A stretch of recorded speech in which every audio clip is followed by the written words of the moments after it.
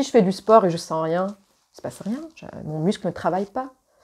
Alors par contre, il faut y aller doucement, parce que c'est un peu comme si je veux commencer à faire de la course et je me dis, tiens, je vais faire un marathon Ironman en Turquie. C'est juste pas logique.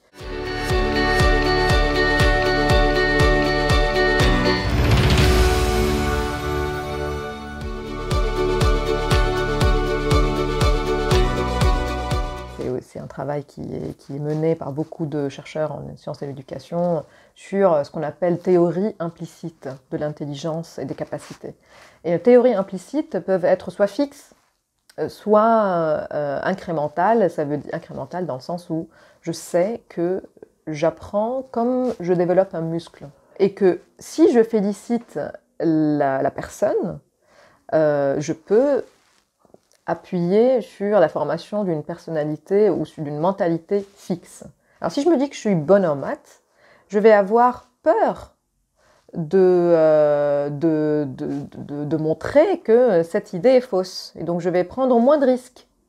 Et je vais répondre à l'échec d'une manière beaucoup plus grande, beaucoup plus grave, parce que alors, je suis bonne en maths. De la même façon, si je pense que je suis nulle en maths, je ne vais plus m'engager mentalement pour résoudre des problèmes de maths. Alors si je me dis, à ce moment-là, mes compétences liées aux maths sont là. Et c'est un muscle que je n'ai peut-être pas assez travaillé, ou peut-être que j'ai bien travaillé. À partir de ce moment, où est-ce que je vais dans cet apprentissage?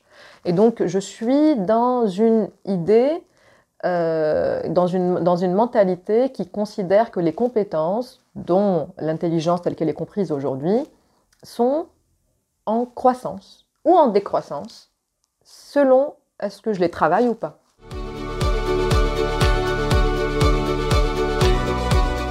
La métaphore du muscle, elle fonctionne bien, parce que c'est vrai que quand on sent la douleur dans un muscle, ça veut dire qu'il travaille.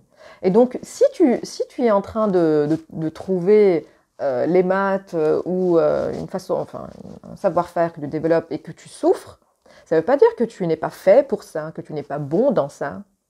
C'est pas la question.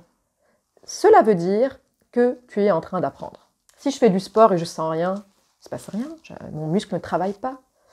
Alors par contre, il faut y aller doucement, parce que c'est un peu comme si je veux commencer à faire de la course et je me dis, tiens, je vais faire un marathon Ironman en Turquie. C'est juste pas logique. C'est-à-dire qu'il faut que le niveau de défi qu'on présente correspondent au niveau de compétences.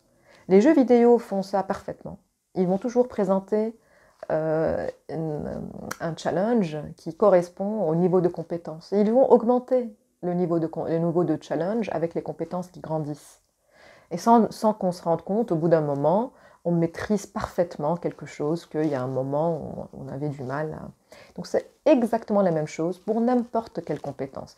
L'observation des appétences de nos enfants, et là ça veut dire qu'on touche à un moteur intrinsèque qui va faire que l'enfant va sentir de la douleur liée à l'apprentissage, mais il y aura aussi du plaisir qui accompagne. Et donc voilà, je pense que c'est aussi dans le travail du vocabulaire qu'on utilise et que plutôt qu'on dire bravo ou que laisse tomber, qu'on pose des questions d'intérêt. La meilleure façon de ne pas y arriver, c'est de vouloir y arriver. Ça veut dire que vouloir gagner à tout prix, cette obsession de performer, d'être en compétition, c'est quelque chose qui est l'ingrédient de ne pas y arriver, parce que ça nous préoccupe. La plus grande perte de temps, c'est de se comparer. Et en fait, je crois que la réflexion doit être menée avec l'enfant. Ça veut dire, à quoi ça sert d'être le plus fort?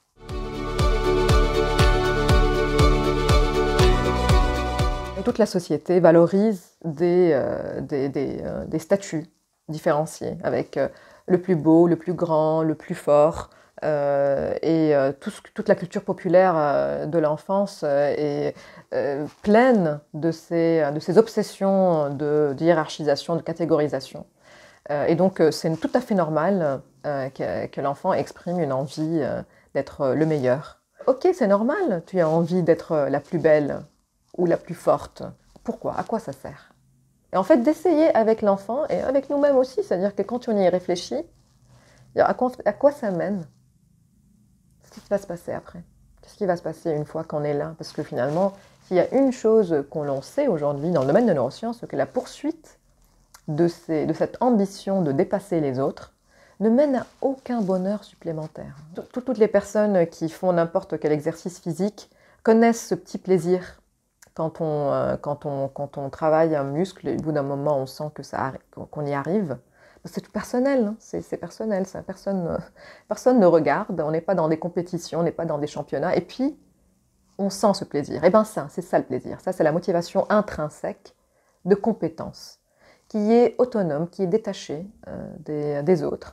Elle ne nous empêche pas d'être en compétition, mais pour le jeu. Ça veut dire que je n'irai pas jusqu'à dire qu'il ne faut pas donner des notes dans les écoles, qu'il ne faut pas qu'il y ait une équipe de foot qui gagne. Je pense que dans l'univers de l'apprentissage, tout est permis. Mais cette note, elle est là pour donner un feedback. Celui qui gagne au foot, c'est un feedback, que les stratégies étaient les bonnes. Les enfants le font très bien quand ils sont en train de jouer. C'est d'ailleurs dans ces moments-là que leur cerveau apprend énormément de choses, ce qu'on appelle le jeu libre.